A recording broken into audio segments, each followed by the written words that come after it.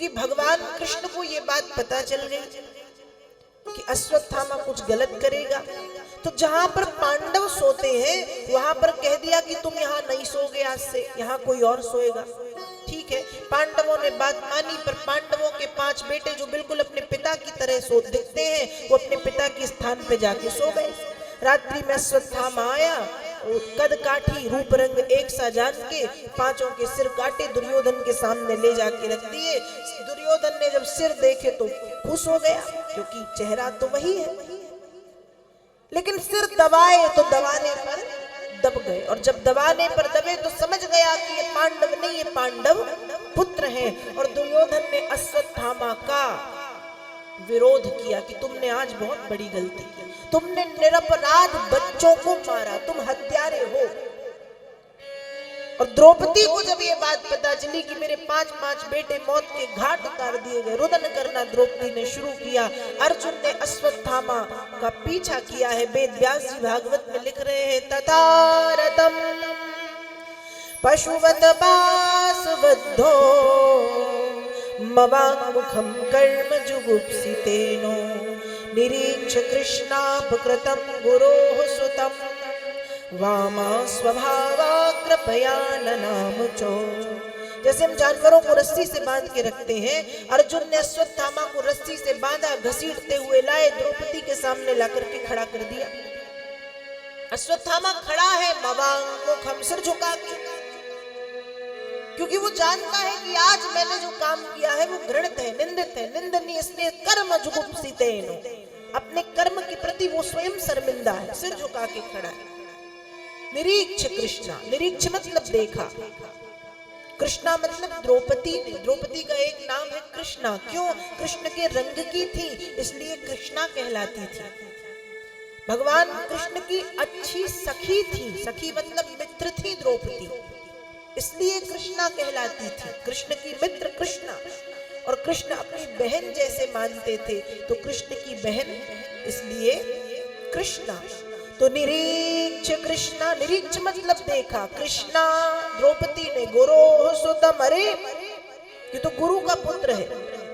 और जैसे ही गुरु पुत्र देखा तो वामा स्वभावा कृपया ननामुचो, करुणा की मूर्ति द्रौपदी करुणा करके बोल पड़ी, मुच्यता मुच्यता मेसो ब्राह्मणो नितराम गुरुहु, छोड़ दो छोड़ दो छोड़ दो छोड़ दो।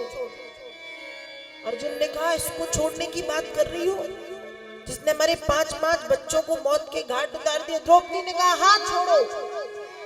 अर्जुन ने कहा, इतनी दया क्यों? द्रौपदी बोली, दया के कई कारण हैं। पहला कारण ब्राह्मणों, ये ब्राह्मण है, और शास्त्र कहते हैं ब्राह्मण कैसा भी क्यों ना हो, ब्राह्मण पूजन और बंधन के योग्य होता है, तो ब्राह्मण मान के छोड़ो, पहला कारण। दूसरा कारण गुरोः सुतम, कौन है ये?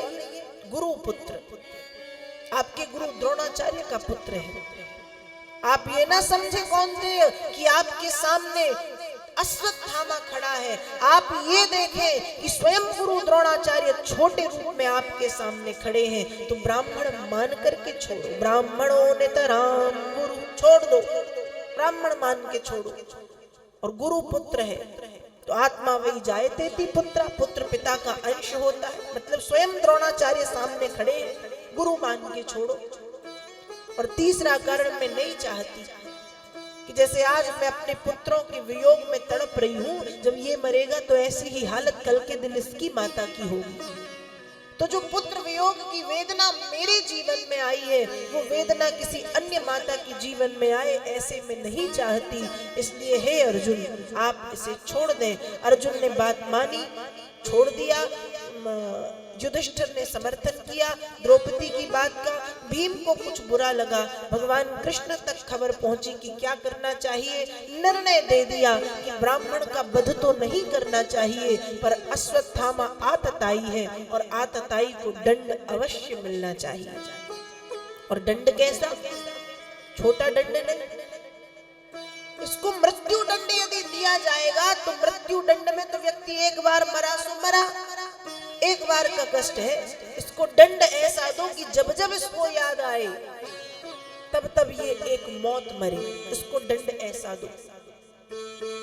भीम समझ गए।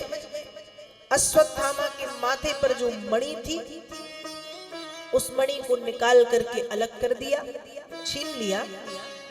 और ब्राह्मण की पहचान उसकी शिखा होती है। ब्राह्मण की पहचान उसकी शिखा, शिखा मतलब चोटी। अश्वत्थामा की शिखा को काट दिया और उसको छोड़ दिया।